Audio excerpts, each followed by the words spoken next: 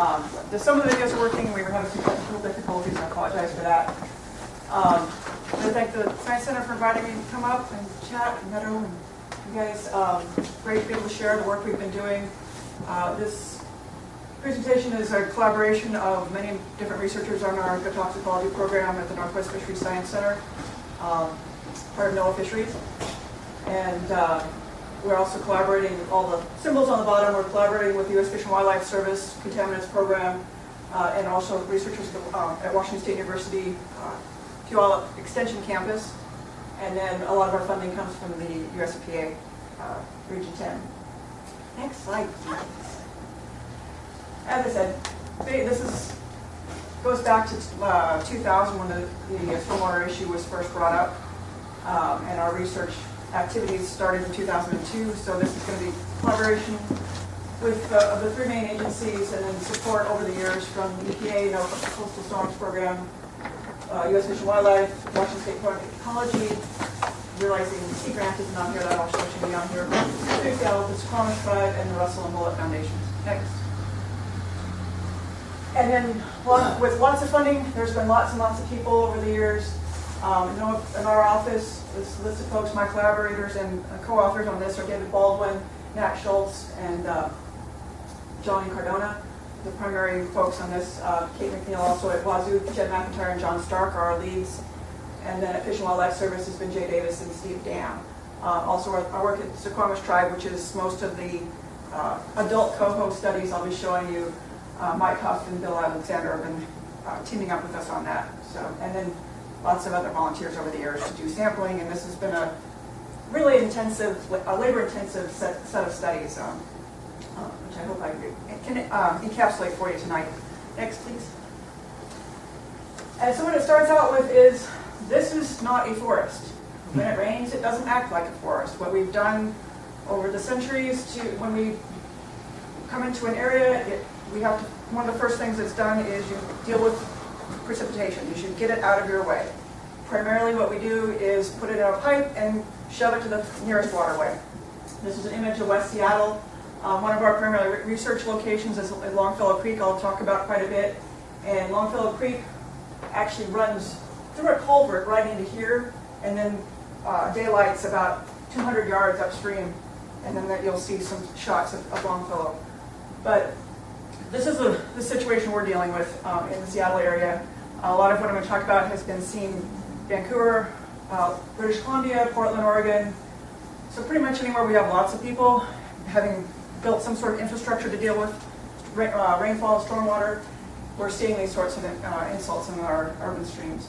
Next slide, please. What this should be showing you is this is an outfall. So basically, when we take that rainfall, put it in a pipe, and shove it to the nearest waterway, this is at Alki Beach. And basically, this is just where the pipe comes out into Puget Sound.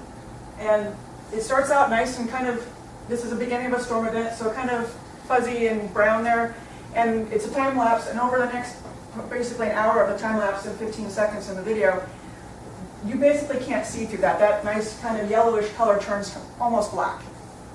And that's that's just being washed off the surfaces of our rooftops, of our roadways, of our lawns, sidewalks, into the storm drains and away. And a lot of people don't think about that. Next slide.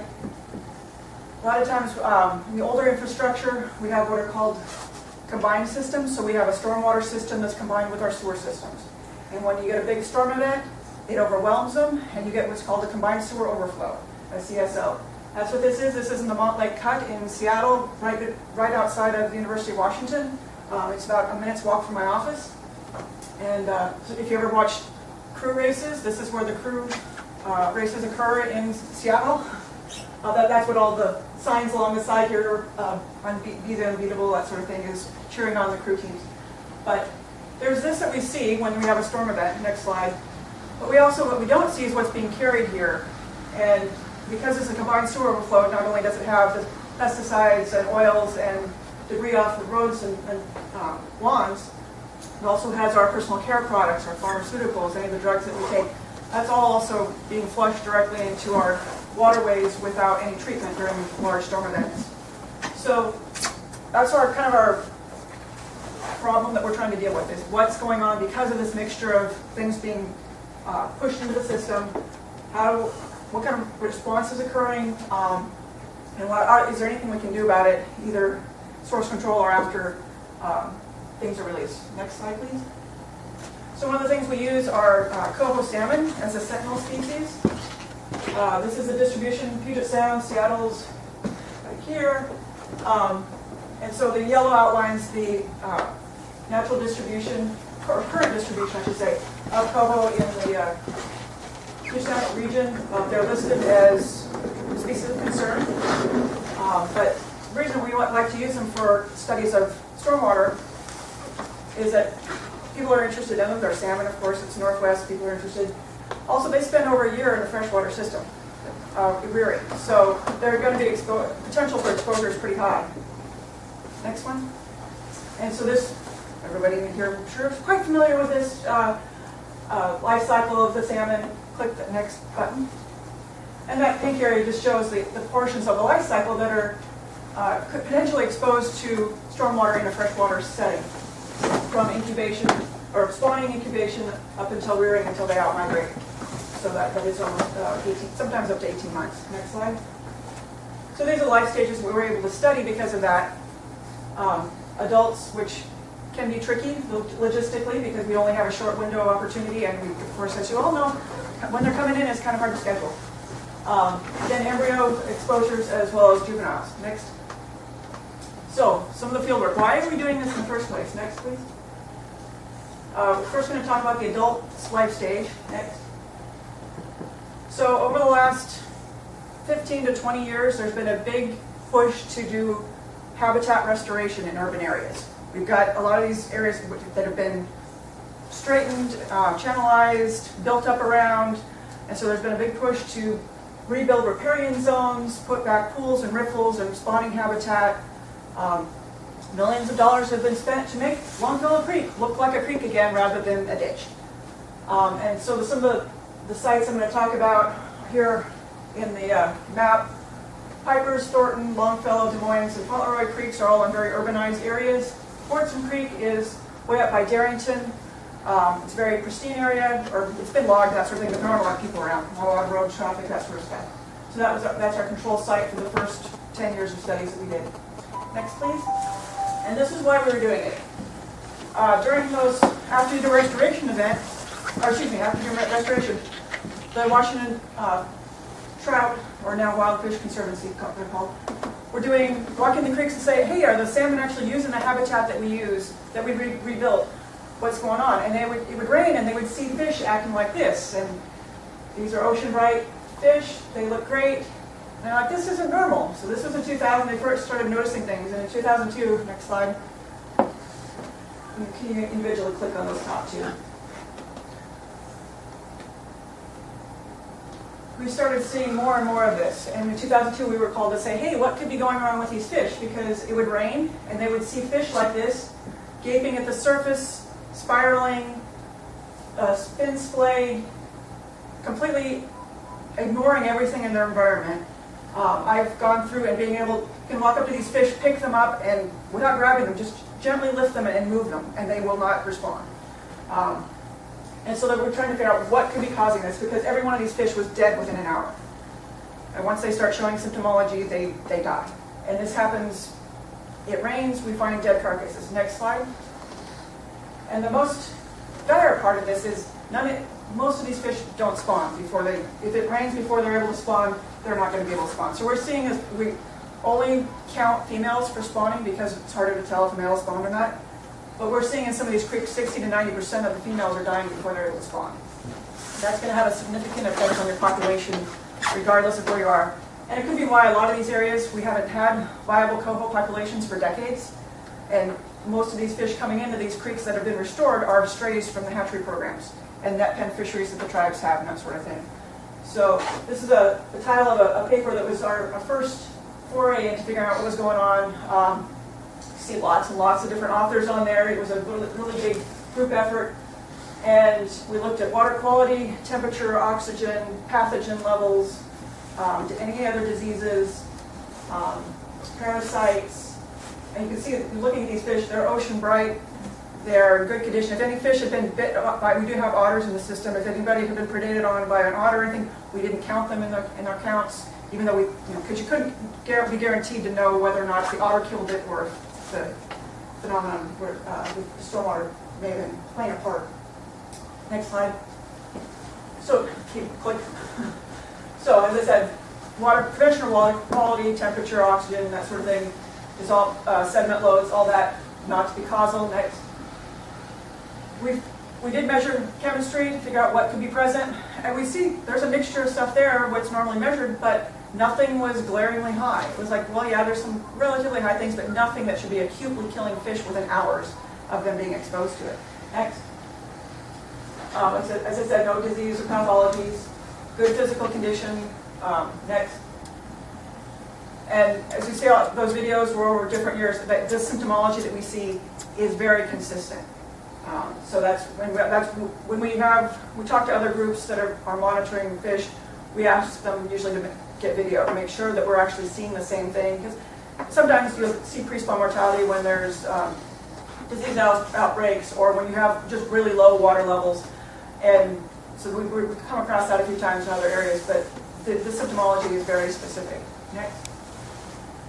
And as I said, these are mostly hatchery strays, and the other streams we've been looking at. We've expanded our investigation to 52 different streams, and it's pretty consistent. Next. So the next thing we did is, okay, we're seeing this all over Puget Sound. It seems to be urban related. It seems to be related to the towns and stuff. So what could be a part of that? So we did a GIS study. Blake Feist and Paul Arnold and Eric Buell did this. It's published in 2011. It's open. All the stuff I'm going to talk to you about is open access, and we can look it up and or see me anytime. But basically, what fell out of it, we looked at road densities and commercial properties and industrial areas and golf courses and all kinds of stuff like that, and what could be contributing, what's going to be a driver for these main areas. And what it turned out was impervious surface and road density. And roads just kind of kept falling out. So we went, that's interesting. So next slide. So then we thought, okay, we're going to take some shots and aim for the fences and see if we can reproduce the phenomenon in a controlled setting, because we weren't having any luck going out in the field year after year saying, okay, yeah, they're still dying. We don't know why. Next. Well, this so happens to be an urban highway in Seattle that gets approximately 60,000 vehicle trips per day. Next. And our office is right underneath it. Our parking lot is right underneath it. So we have downspouts that land in our parking lot and then flow directly into the lake. So we thought, we'll just stick something under there and collect some water. Because it's an elevated highway, there's no runoff from any homes, any of the parking lots or rooftops, anything like that. It's what's atmospherically deposited on the surface, what comes from the vehicle traffic, and then rains push it down to the downspouts. This is also not an asphalt surface. It's a Portland cement surface, so it wouldn't have any consistent contribution from that. Next. So the downspout, one of the downspouts. And this is what a first flush looks like coming off that bridge. It's really nasty. Sometimes of the year, if there's a lot of traffic jam, there's a lot of cigarette butts in it and that sort of thing. It's whatever coming out of people's cars. And it's kind of disgusting. But anyway, next one. Thank you. So we tried some studies initially looking at a cocktail. Can we recreate stormwater and see if we can make it? We missed, and I'll show you a slide later on that shows approximately what contaminant levels we were using on that in our tests. But needless to say, we missed when we tried to recreate it from what we were guessing were the bad actors, what were typically bad actors. So we thought, okay, let's just go directly to the source. If they're exposed to this stuff, can we see pre-spawn mortality symptomology? Next. So we teamed up. We're in Seattle. We teamed up with the Suquamish tribe, which is where the square is. Next. And their hatchery, Grover's Creek Hatchery, is up off of Miller Bay. The fish go approximately 4 kilometers, or not less than that, a little under 4 kilometers, into the freshwater system and go up into their pond. Their hatchery is primarily for Chinook and chum, so the coho follow the chum up into the system, and they don't use the coho, or haven't used many of them over the years, and so they make those available for us for our studies. Next, please. So our study system. We do our exposure chambers in these big plastic totes. They hold 440 liters, 110 gallons, and we can get 4 fish in that. We can hold those fish in these PVC tubes that are either the small ones, 6 inches, or the 8-inch diameter tubes. We can hold fish in there for over 48 hours without a problem. We provide aeration. And these are just kind of demonstrate the flow tubes. The arrows on the end of the tube says, put the head in this way, so that way we know the tube goes in so that there's flow going across the fish's nose. As long as they got a flow going across their nose, they're perfectly happy in there for a couple of days. Next. So, the different setups that we use to collect rainfall. The first year we were using glass carboys. Not recommended if you can avoid handling 5 and 6 gallon glass jars, moving 18 to 20 of those, because that's how many it took to fill the tanks, into a truck, across the ferry, and unload them. And thankfully nobody got too badly hurt, and we only broke, I think, 1 or 2, but it's a challenge. So then we made some major investments in some stainless steel totes that you can move with a forklift, and made our lives a whole lot easier and much, much safer. So these 3 graphs are rainfall during 2012, 13, and 14 in the fall. The red bars indicate the amount of daily rainfall in centimeters. The red dotted line is the cumulative rainfall for the season, starting on October 1st. And the blue rectangles indicate the times during those rain events that we were actually trying to collect water. You can see during 2012 we had a little bit more rainfall time periods that we were collecting, or we were collecting for a longer duration, because this system with the glass carboys was not terribly effective at collecting enough water. It would get air backups and that sort of stuff, so we had some issues with that. So it made things a lot easier when we got the bigger tanks, and you could just collect a small amount of rain. We could collect a larger portion of it and be more effective at our collections. But what I do want to point out is that we had not only collections when it hadn't rained, we had a dry period that we hadn't rained prior to the collection, and other times it had been raining quite a bit. I also want to point out specifically this 3rd collection in November. It had rained over 1.25 inches the day before we started the collection. So if you think, okay, it's just the first flush effect, it's just what's being build up over time, we should have a little bit cleaner. I'll show you what that did. So next slide, please. This is what it looks like when you collect it. And yeah, we did 100% runoff. But a lot of these creeks, particularly like Longfellow Creek, during a rain event, your flows they increase. They're very flashy systems, and your flows will increase greatly. And so you're going to be looking at almost 90% runoff in the flow of that time. So we're not too concerned. We also just wanted to see, can we reproduce the phenomenon? Next, please. So clean well water as our control. Stormwater, you can still mostly see the tubes with fish in there. Next, please. We also, over time, every few hours, we check the fish. That's what I'm doing there.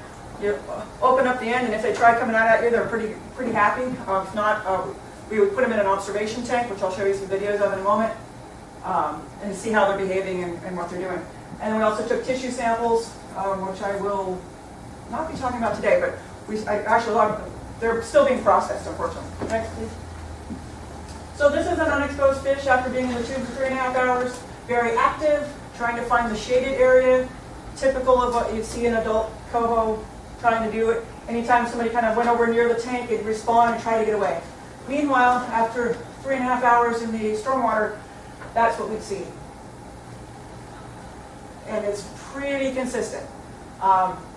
And as you can tell, not typical, but then also extremely similar to what we're seeing in the creeks. Next slide, please. And our stats were extremely easy. 100% of the fish in the control water were fine. 100% of the fish in the stormwater were symptomatic and dead. Usually within 4 hours, if not definitely by 24-hour check. In those films, was that stormwater, was that clean water by They were placed in the clean water during I see. the video. Originally was a lot darker, right? Yeah, originally so we take them out of that for the observation tank, put them in the observation tank so we could see that's back in the clean well water. And they didn't get any better than that. So, but yeah, so this was year after. So even what I noted before on that November 1st exposure, those fish were dead within 2 hours. even though it had rained an inch before, over an inch the day before we did the collection, that was one of the most potent runoff events, actually, for the adults. So what's in it, we're not real sure yet. We're still working on that part, but it's still, even if it's rained for quite a while, it's, you know, that's into what, 15 inches of cumulative, or excuse me, 15 centimeters of cumulative rainfall for the fall. So you'd think if it was going to be a wash-off, you'd pretty much be starting to see some effect at that point, and we weren't. So it's something to do with those 60,000 cars a day, most likely. And also I should note, we didn't have any freezing events or any de-icer or anything like that involved in any of these exposures. So that was not an issue. The salinity or anything like that was not involved in any of the, there were no treatments to the road surface. So, next, please. So, yeah, it looks pretty bad for the adults, but some do actually, at the end of the season, tend to survive if we get enough dry spells and do spawn. So we were like, okay, well, what's going to happen if they actually spawn? Do the embryos even have a chance? So next slide. So we did some studies in Longfellow Creek, and we just took some carbon filter and some other filtration techniques and just cleaned the creek water. So this wasn't stormwater from the road surface. This was just straight creek water, and we did filtered and unfiltered. Put the the embryos in heath trays and grew them out to 55 days, I believe. Next slide, I think it says on there. 50 days, excuse me. And the filtered water, which is the top embryo, all this little debris, this here is just the, excuse me, the yolk sac has been removed. So that's normal. But straight vertebra, good eye size, good jaw development, don't see any hemorrhaging, that sort of thing. But in the unfiltered water, you see some hemorrhaging here. They're much shorter, and about 75% of them are either abnormal or dead at 50 days of development. So something's going on there too, which is not good for the long-term survival of the species. Next slide. And one of the things that really started to stand out with this was, if you look, this is a top-down looking at the embryo, and you can see the circulatory system developing. Very on the top fish in the filter water, it's very symmetrical. You can see blood flow in each location. This poor little guy here, well, there's some veins here and here, and maybe over here. There's blood clots, but his circulatory system has not properly developed, and if what is there, blood isn't flowing properly through it. And this was an extremely consistent phenomenon to see in these fish. Next slide, which you'll see in a moment further. So not only so we've been focusing on the coho, which is great, but as you know, they show up and then they're gone. And then you have the rest of the year to go, okay, it would be really great if we could answer a whole bunch more questions.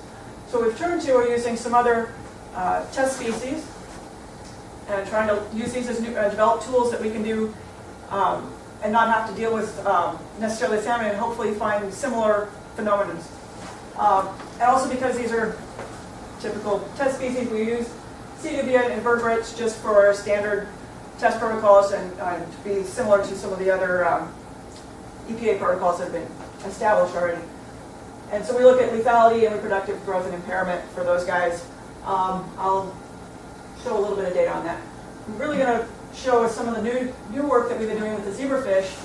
For those of you who don't know, they're highly conserved. We know every bit about every hour of its development. It's transparent. And we know a lot about the cardiovascular neurotoxicity in these fish. Next. Zebrafish, may have heard, have been used a lot for medical research. They have a toxicity that's actually very similar to mammals, and so that's why they're used so often. And the cool part is they're clear. So as they're developing, you can watch it happen. You don't have to take them, or you don't have to kill them while you're watching them. And they're very rapid development. Click. So they hatch at 48 hours. Click. Next. Their heart is developed at 24 hours, so you can actually watch the heart develop and twist into shape. Next. Hatch at 48 hours. Next. And the air sac actually expands at about 85 hours. And so we have some endpoints there that are very well known. Their genome is completely sequenced, and we have genetic biomarkers in place that we're able to study, so we can compare them to other types of insults that other people using medical research, that sort of thing, have done in the past. Next, please. So we took some of those storms, the runoff directly from the bridge, and thought, okay, let's put them on the zebrafish and see does it kill them. Well, a couple of the storms, 3 of the storms were pretty toxic and directly killed them after 96 hours or 92 hours of exposure. But some of them, not so much. They weren't lethal to these little guys, which like, okay, well that's kind of cool. Let's see if we can see what other things are going on. If they're not being directly killed, but there are other effects that we can see. Next slide. And so there are some endpoints that are very distinctive visually. The more when you're looking at these guys under the microscope. So this is a control fish exposed to just their standard rearing water. Good eye size, jaw. The heart is right here. But one of the things we often see in these runoff fish is that their eyes are a little bit smaller at the same age. This is pericardial edema. It's fluid accumulating around the heart. And in this poor little guy here, the heart actually hasn't properly formed. That's why it's still looking like a very odd-shaped tube rather than it shifting into its chambers. And it's got some jaw deformities going on. Next, please. And you'll see this over and over again. Unfortunately, this is where the videos aren't working. So some of the key things that we're seeing or not seeing these sublethal effects. This little embryo in the upper left, excuse me, yeah, upper left. Well developed, normal size, and if you can see him moving in there, his little fins are going like mad, and he will never get out of that chorion. He's never going to get out of it. It's never going to hatch. For some reason, that the protein that helps break down the inside of the chorion is not being released, or something's going on with that process, and we have a very high number of them that fully develop but don't ever get out of their shell.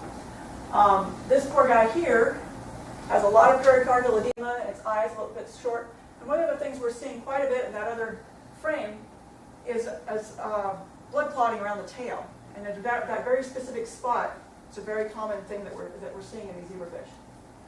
So if the video were working also, you would see this guy in the heart right here, and the blood flowing as the heart beats 1, 2, 1, 2. These two, on the other hand, have significant problems. You can see with the smaller eyes, both of these guys, and these jaw deformities, kind of similar pattern with the, let's see if it'll try. Yeah, darn. Basically, the hearts aren't beating. In this fellow, you can actually see that there is some blood here, but it's not really going anywhere. It won't, even when the video is going, the blood doesn't go anywhere. You see a lot more hemorrhaging back in here. And this poor guy, the two chambers, or the two what would be the chambers of his heart are beating, but they sometimes beat at the same time. And then one will beat twice, and then the other one will beat. And so there's arrhythmias going on. He's just doing too much. So, and plus that huge amount of edema around the heart. And blood actually it flows forward and backward both in his, through his heart, which is not terribly effective when you're trying to move oxygen and other things. So these are very common things we're seeing with the zebrafish. And so we wanted to see what was going to, if that was going to carry over. Next. Oh, another set of experiments we were doing, wanted to look at not only these morphometric, these things that we can blatantly see what's going on. When an organism is being insulted and trying to repair itself, it'll next. Oh, sorry. Yeah, it'll transcribe RNA of a particular gene to try to do repair mechanisms or to create proteins that will defend against an insult, and then that RNA will be translated into a protein. Next. So we're using both quantitative PCR to figure out how many strands of that RNA are being created in each location to try to deal with the problem. And then the antibodies will show us how much protein is actually being translated in certain areas. Next. And so these are some of the genes that we're looking at in the zebrafish. And the top two, which are CYP1A and metallothionein 2, are involved in detoxifying both polyaromatic hydrocarbons, which are from oils and that sort of thing, and also the metallothionein works on metals. And you can see all those guys were upregulated during the organism was trying to make more of those proteins to try to deal with the insult during the stormwater exposures for all those storms. The bottom four yeah, are genes that are involved in creating heart muscle and structure, or dealing with injury specifically to the heart, rather than other types of muscle. And so, I won't go into detail about those guys, but you can see some of Jen McIntyre's other work to see this published. But needless to say, most of them were regulated during these stormwater exposures. So you see that there was actually, the heart itself was being attacked or was trying to deal with an injury at the genetic level. Next. And this is the antibiotic stinging. And so this is where we're creating those proteins from those genes, or creating proteins, and we have an antibody that will light up when it's in that location. And so this is for the cytochrome P451A.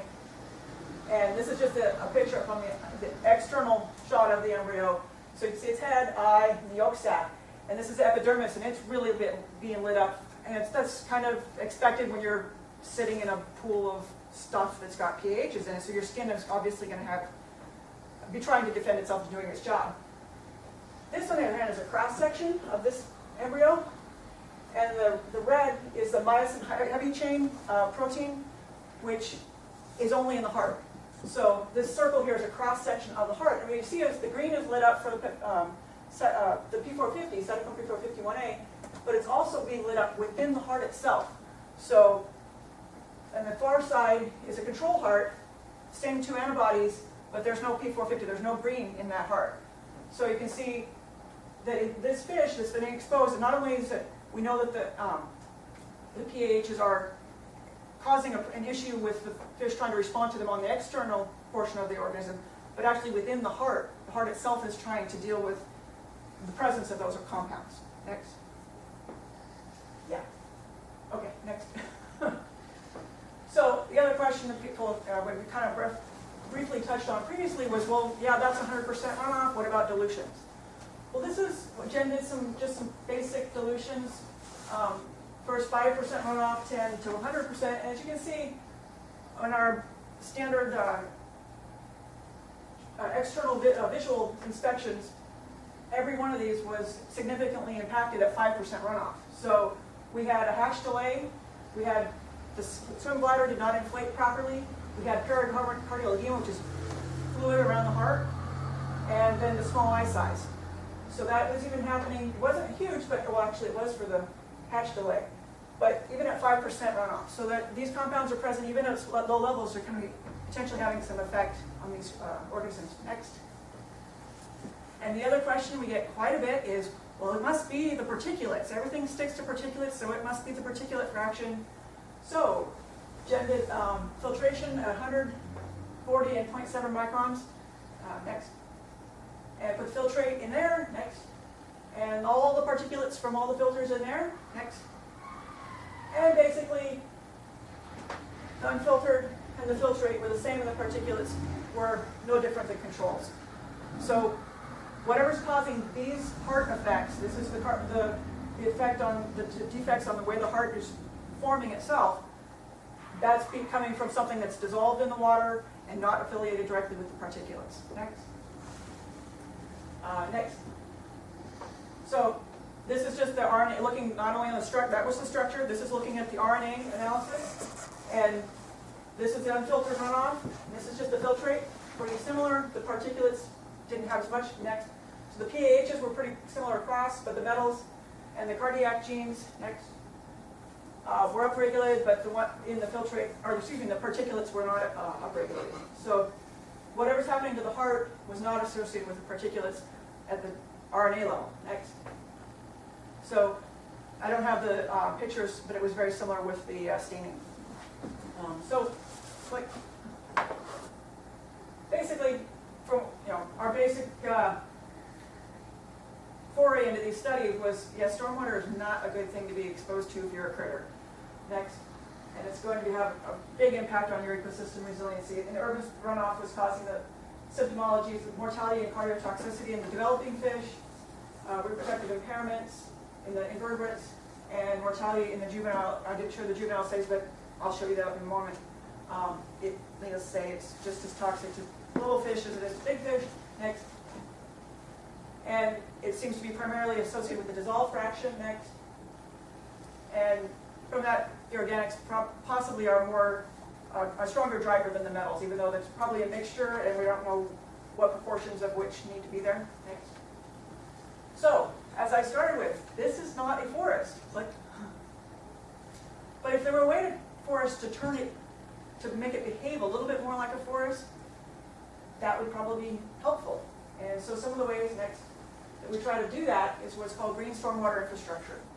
And that's rain gardens, bioretention, pervious pavement, green roofs, both slowing down the flows of water, diverting it to infiltrate rather than going directly into a pipe and into the, infiltrate the groundwater rather than going straight into a stream.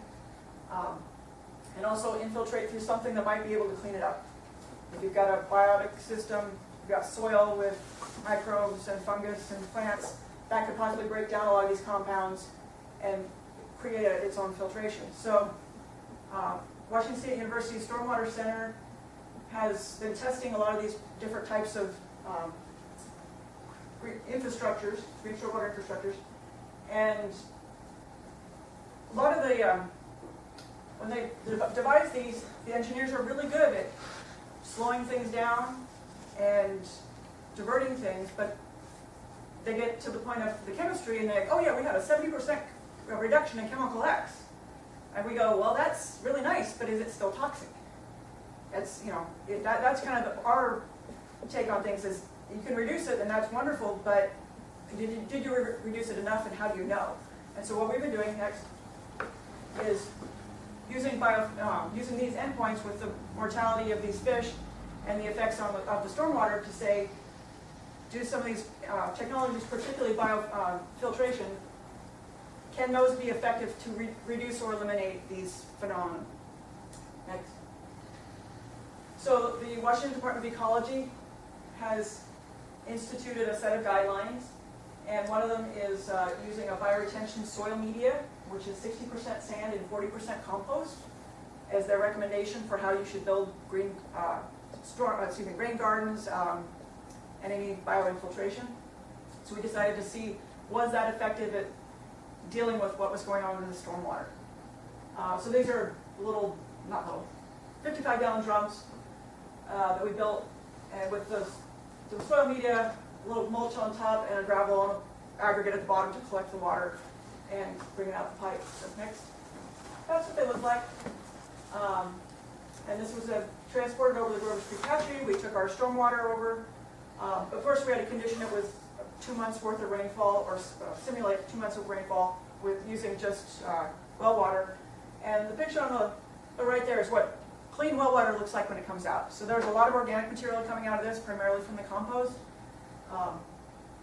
So we did test that. The fish don't care. They're happy in that for at least 24 hours.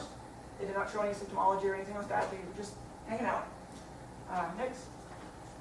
So this is just a repeat of 2013 and 2014 fall rainfall collections, just to remind you, so that the ones that we did that I showed you with the adults, we also did that with the filtration. Go ahead. This is collecting fish at the pond. While I was doing that, the rest of the crew had the stormwater up at our handling facility, and we're filtering the stormwater, and that's what stormwater looks like coming out. It looks a lot like well water coming out. Next. So this is clean well water, the untreated runoff, and then that's what the treated runoff looks like. It's still pretty opaque. It's not the greatest looking stuff, but we thought, okay, what's going to happen? Next. Were these ones that didn't work too?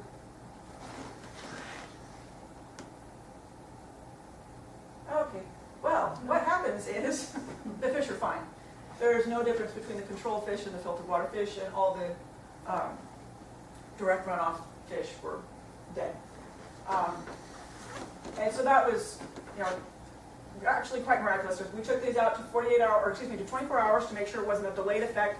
Even at 24 hours, none of the fish in the filtered water showed any symptomology. They were all perfectly happy and healthy.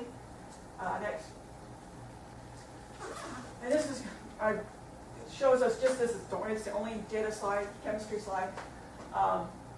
The black diamonds are we have metals on the left and pHs, oil-based compounds on the right. Cadmium, copper, lead, nickel, and zinc. And then the pHs are grouped by the number of rings, so 2, 3, 4, 5, and 6 ring compounds. And the filled black diamonds are when the fish died. Those are the concentrations. And then the open triangles to the right around the blue is what the filtered runoff for that respective runoff event was. So the line connects the stormwater that was collected, and then when it was that particular sample was filtered, that connects to the filtered triangle. So as you can see, they all went down. Some by a lot, some by not so much. The zinc here didn't drop that much for this runoff event. But in any case, all of the open symbols are fish that were perfectly fine and alive. And then on the in the orange rectangle here, thus I mentioned we had a cocktail that we tried to recreate stormwater, and that was our attempts. And so our metals were at or above everything we saw in the stormwater, and our pHs for the 2, 3, and 4 ring were also at or above, and we had no symptomology. The only thing that we missed on was there are more 5 and 6 ring compounds in the stormwater than were in our cocktail, which was made directly from crude oil. So that could be something we're missing, or it could be something we're not measuring altogether, which is we're teaming up with some new chemists and some new technologies that are trying to identify what compounds could be here. Next, please. So for the adults, the exposure to the high runoff did produce our symptomology that we saw in the field, but the bioretention completely reduced that acute mortality, eliminated that acute mortality. And this is a research that from that adult portion of the study has been accepted in the Journal of Applied Ecology, and that should be out in a couple of month and a half, and that will also be open access. Next. So, okay, we've done the adults. Let's go back and do the embryos again. This time we're doing with the coho embryos. We did a shot last fall, and next. And so similar with the heath trays, we continuously monitored temperature measuring it every 15 minutes throughout their entire development. Next. We had 1 stack per treatment, 7 trays per stack, 9 cups per tray, etc. Go ahead. We ended up, I didn't realize that embryos expand when they water harden. So we had a few too many embryos than anticipated, because when I measured them, they were still eggs. And I'd never worked with embryos that before, so I learned something. Unfortunately, it meant we didn't have a nice monolayer of embryos in our little cups. We had sometimes a couple layers. So that will be fixed this year when we repeat the study. This is just a pilot study. You can see across the bottom here is our stormwater from our clean well water. Oh, click one more time. There we go. 10% runoff, 50% runoff, 100% runoff, and then 100% runoff that was been filtered through the biofiltration filters. Next. Okay, just keep clicking. So this is the developmental stages that we observed. Lots of fun, really a lot of work with the microscopes and measuring, click one more time. Yep, length, eye area, developmental stage, and any cardiovascular anomalies. Next. And we also did tissue sampling to do molecular analysis, pH accumulations, and some fixed embryos to look at histology later. Unfortunately, those analyses haven't been completed at this point. But next. This shows us, so from the time of fertilization through 55 days until hatch, the different stages, cleavage, gastrulation, organogenesis. Unfortunately, we only had 1 exposure. It only rained once during this in early developmental stages, so we didn't have a lot of exposures. Our exposures were 24-hour recirculating, so they had 7 24-hour periods that they got exposed to runoff, which in a 55-day developmental time, it's not really a lot. It's less than 5%. It's just like just a little snapshot, but we were trying to replicate some sort of pulsed exposure that you would see in the wild. And then the open circles are when we were our sampling points every week to see how they were growing, if there were delays, that sort of thing. Next. And so, I think, this is it. In the unfiltered runoff, we did see some edema, a little bit of edema, lots of hemorrhaging, a little bit smaller eyes, but not necessarily significant, but there was a trend there. Next. Yes, edema and the next. And then, okay, next. And also, so then also the hatching was reduced in the 100% runoff, but not necessarily in the 10 and 50%. But the filtered, actually the filtered fish did better than anybody. Next. Next. Okay, next. And also on length, the 100% runoff fish were smaller, shorter. They didn't actually delay. They seemed to be at the same stage. They were just a little bit shorter. Next. Next. And I think that's the next. Should get us through there. Yeah, okay. So that's what we were doing with our field, kind of our Grover's Creek exposure with the runoff. So we want to say, okay, did this still work with the zebrafish and the coho? And we also looked at some mayflies briefly. Next. So this is a setup down at Washington State University Puyallup Extension campus. They have a little bit different soil bioretention media. It's actually got sand, compost, shredded bark, and what's called water treatment residuals. It's a flux that after doing drinking water treatment, it's supposed to, it's really good at sucking up things, and so they added that into this system initially. Next. So this was back when we were still doing carboys. Next. That's mixing them. First you have to mix them all together to make one big pot, and then subsample out of that so that you know that you're not dealing with different parts from different downspouts. Next. That's what the big tank mix looks like. Next. And the carboys. Next. And these systems, these columns, also some of them had plants and some of them didn't have plants. As you can see, they were established but not really vigorous yet. But we wanted to see if that was still going to make a difference. Next. And then collecting the water out the bottom. Next. And for our invertebrate tests with the mayflies and daphnia, next. This is the mayfly setup. Next. And this is our daphnia next. And basically, everybody died except a few mayflies. That was the result of those. And so this is what it looks like for exposing juvenile coho. So 10 per tank. These tanks are sitting in water baths to keep the temperature constant. And so runoff, filtered runoff and direct runoff next. 100% mortality within a few hours for these poor little guys. Next. 100% survival in the controls. Next. And the question was what was going to be in the filter. Next. And that was actually 100% survival. So didn't matter, the filtration changed a little bit, but we went very rapidly from, and this is at 96 hours out, so 4 days after of exposure, they were still fine. Next. And so this is just looking at mortality. There was a little bit of survival in the mayflies on to the 100% runoff, but when we filtered it, everybody survived. Next. Yeah, so the lethal response was abolished. Next. So going back to the zebrafish, and those at 4 endpoints we looked at before. Next. Control for swim bladder inflation, length, pericardial edema, and eye area. Next. Eye size. 100% runoff caused significant change in all those. Next. And for the treated runoff, next. Just keep getting it. Next. Normal swim bladder, normal length, normal hearts, and normal eyes. Almost. There was a little bit of difference there. Not sure what that was. There's a lot of genes involved in the eye size in development. So, and that's in McIntyre et al. 2014 paper. Talks about all these effects. But pretty much next, we see. Oh, the other cool part is going back to the antibody staining. So, I think I switched these. But control hearts, or excuse me, control fish. Heart. You see the heart muscle and the trunk. And they're all fine. No serotochrome P451A. Next. Oh, sorry, back one. Just me. I thought she had more arrows.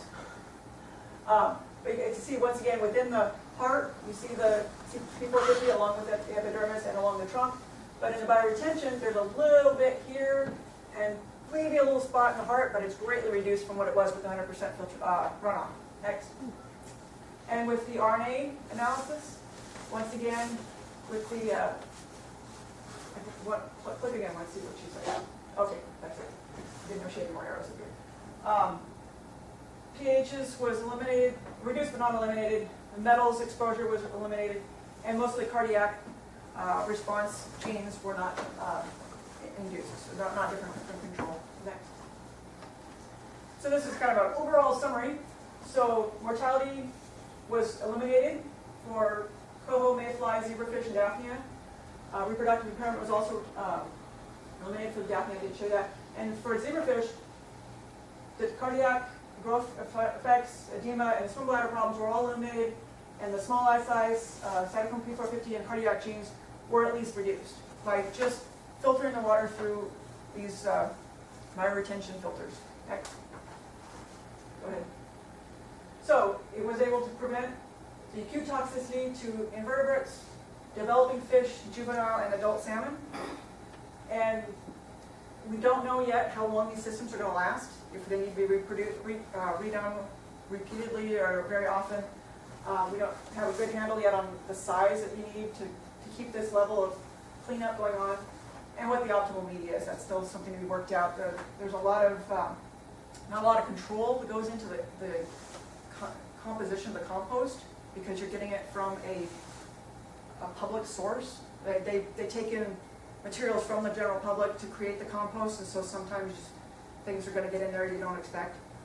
So there have been some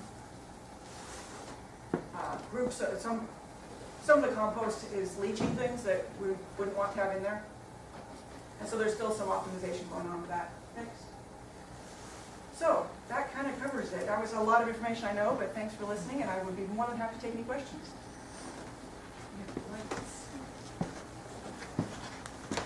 All overwhelming. Yeah.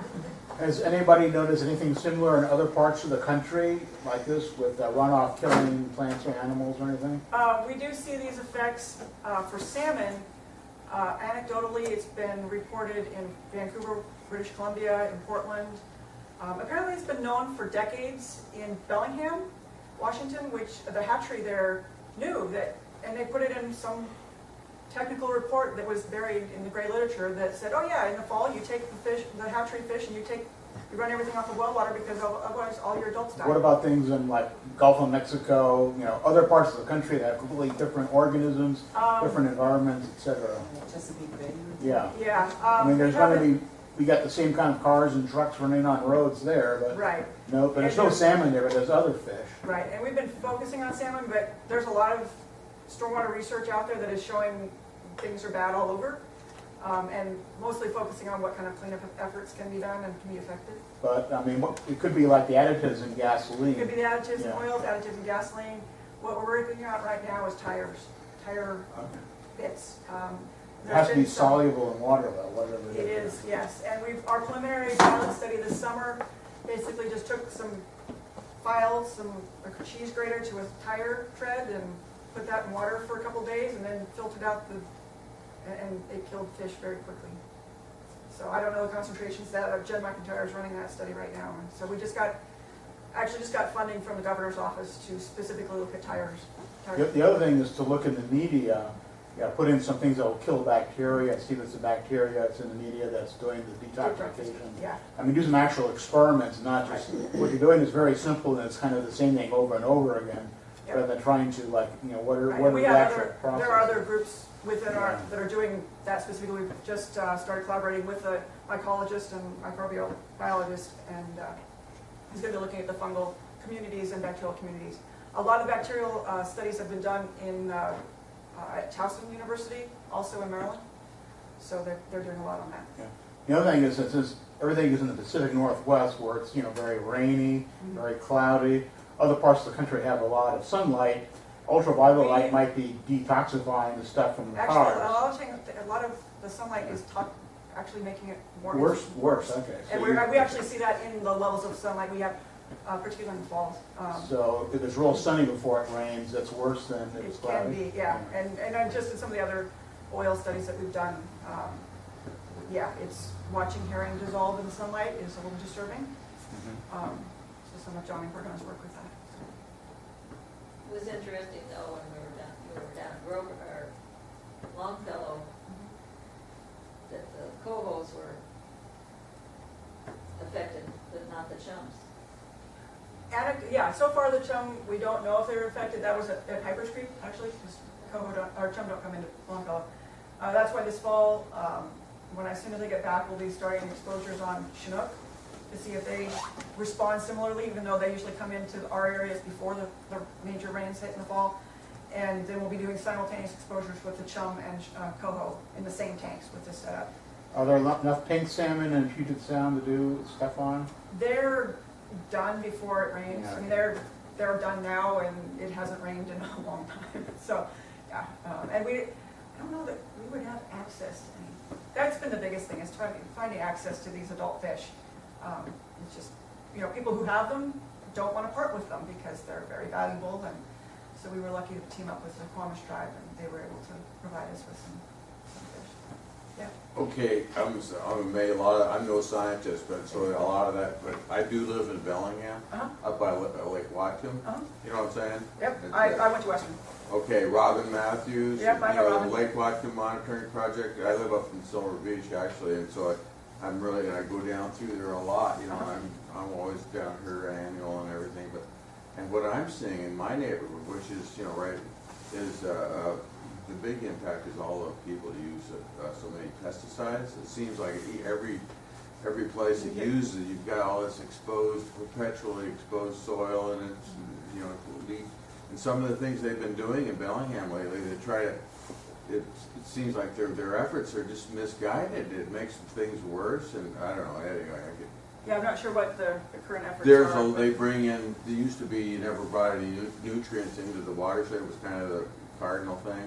And now they bring all this bark and things in, and that's what I see, my neighbors, they get money for doing that. They take out, anyway. They're probably trying to do more retention and get it infiltrating rather than, the grasses tend to let the water go across them for some reason, and there are also a lot more nutrients that you're actually adding to keep the fertilizers that people are tending to add rather than putting in a bark. Well, sometime when you get up there, I can show you my neighborhood. I'm Yeah. real familiar with it, and I just know my big yard, and I lift the I've got these berms, and it seems like there's nothing that leaves my property. And whereas the reference on my neighbors that have gone this bark route, it's, I've got pictures on my phone of great big piles of topsoil they put down, and it just seems like it leaves a lot of silt heading towards the lake. Yeah, if it's then a wrong slope, it would probably do that. Bloedel Donovan Park, anyway, I could go on and on, so but I've got my certainly observations. And this was Carkeek Park, was that One of them was Carkeek, yeah. That's Piper Creek, is Yeah. that what that is? Yeah. Yeah, and I've read about that for years, and it's not just highways. No, those are, Homes. yep, there's lots of impervious. So that's one of my surfaces. questions about this, is it just, strictly that overpass, which is that connector, that's what, That's 405 or 520, right, 520. But in homes, they don't use, homes. And what you're washing out in your car and in your driveway, and that's running in, and That's and different people- stuff, though. It's a little different, but it's surprising how much of it is similar. So it's, that's why we're still trying to figure it out, but Yeah. we know it's not the pesticides, it's not those It's sorts not of the things. pesticides? No, it's because we're recreating the phenomenon, and there are no pesticides on the highway. So they can't get there, so it can't be pesticides. It's causing these adult salmon to die. How about that, okay. Yeah. So that was kind of And part of we my also- question. But it's a part of that forensics paper that we looked at acetylcholine. We looked at the neurobiological effects of the specific pesticides that our neurotoxic have, and we looked at those levels, and they were all normal. So it's not a neurological pesticide that's causing this. And we looked at the contaminant levels of pesticides, and they're not in the creeks at the levels that would cause any kind of impact.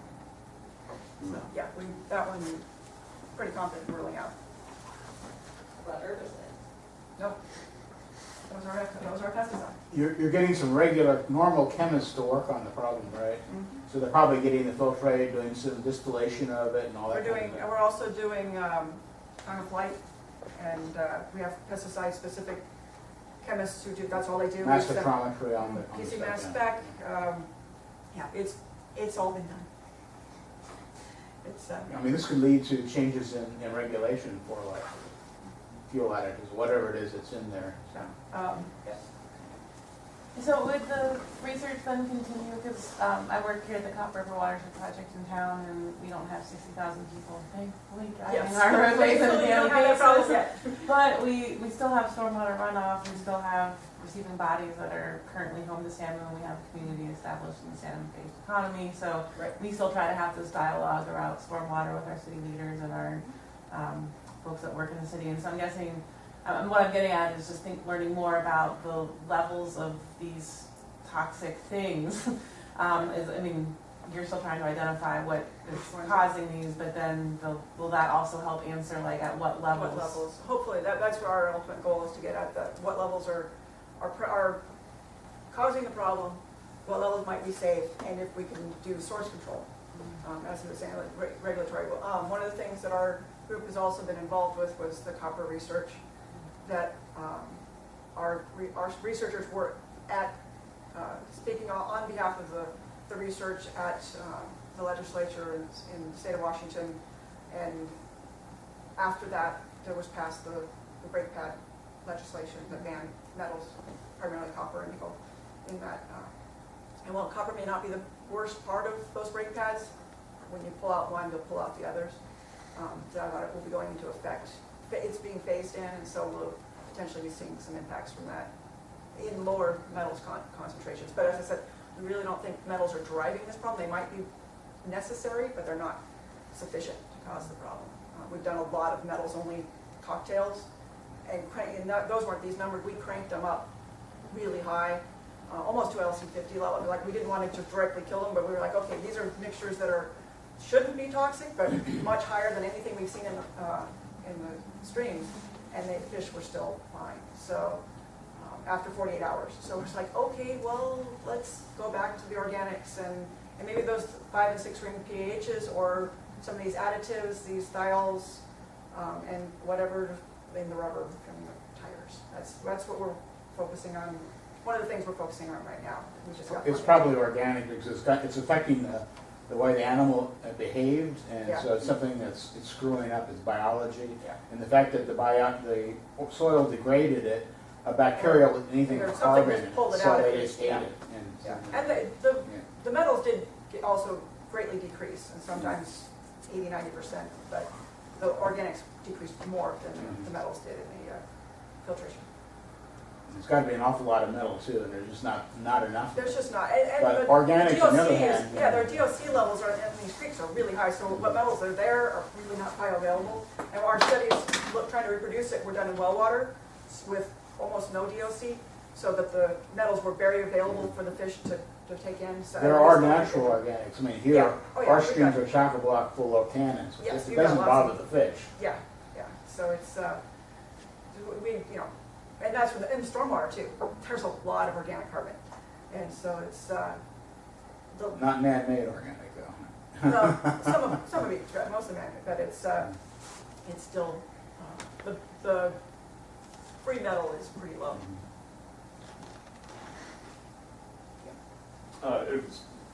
You guys are really sure about the straying issue, that these fish that are actually coming back to the streams, like the native population is pretty much gone and things are coming back. There haven't been fish in a lot of these creeks in 40 or 50 years. That's actually kind of a hot topic around here right now with the other hatcheries. Like, how did you guys become sure that that was straying? Pit tags. Pit Or not, tags. not fish tags, cold water tanks. Okay. Yeah, for any time we had, we would, for Longfellow and Pipers and Carkeet, or not, Des Moines and one more. Probably both creeks. We were doing daily surveys during the run and collecting every fish head. So if it beat, we'd bond every fish every carcass we could find, and if it was if it had a tag in it, we would take the head and then send it in to have it read. And so we knew exactly which hatchery or net pen fish or anything that any of the fish came from that were marked, and most of the fish were marked. There were a few what we have to call natural spawn fish that were not, that still had their ag fin, but not very many. So. But the fish that we're seeing when we're doing these exposures at Grover's Creek hatchery, they do have some. We try not to use them, but it occasionally gets missed that when we're in the hurry of putting them in the tubes, we will have one with an ag fin that is a wild fish. So it does happen, the same phenomenon in the wild fish, but I'm just not seeing it as extensively. And our concern is we have, like the Suquamish River has a viable wild population. And so we're concerned as we start or continue developing that area, if we make it look more like Seattle and we don't use these techniques to change how we handle the stormwater, could we have the same problem out there? And some of the population modeling I've done, because of the straying and a problem, or not problems, but the straying that occurs, even something as low as a 5% stray rate between populations, it could really mask what's going on for decades. And so you could be, having enough strays come in from other areas to make it look like the fish are still there and fine, but they're actually going into an ecological sink, or basically an ecological trap where they're all going to die anyway, and they're not going to successfully reproduce. And so that's one of the concerns that we have, is if we don't get a handle on this soon, as we redevelop a lot of these areas that have wild fish, that we could be losing them as well. It's been a while, but the East Coast has all kinds of issues with their Atlantic salmon, and there's some reintroduction efforts, and some of them are just incredibly expensive. And one thing they found is that they are keeping it going through huge expense, and they are getting multiple generations coming back, not huge populations, but they're seeing a big change already in the genes of today's fish versus the fish they started out with, in response to these terrible environments they're Yeah. trying to maintain in. It'd be interesting if whatever it is that's causing these problems, if the levels got low enough to where it's still affecting the fish, but they're successfully spawning, Right. and in a few, and you're actually getting some generations built up. It'd be interesting. Is there The some most baseline data now to show kind of what gene occurrences are? that might Not be- right now. Yeah. What we do see with the fish in Longfellow, those are urban creeks, is that there seems to eventually be a wash-off when it's not the 60,000 cars a day, it's the residential areas and the more, they're still developed, but they don't have quite the traffic loads. By end of November, so after like a month and a half of the run, if there's still fish left, eventually you do get some successful spawning. So what would happen is it would shift, the first thing that would most likely happen was you would shift to later return fish. And then if there was a genetic selection for that initially, then that would probably be So what would other happen genes first. involved with just dealing with that. Yeah, They're trying. they're trying, Genes yeah. they're being Yeah, and engaged, if they have high P450 or a particular P450 allele that's really effective at getting rid of some of these organic compounds, that would definitely give them an advantage. From what we've seen so far, that's a hypothesis. Thank you so much. Thank you. And for those who don't know, this is my daughter.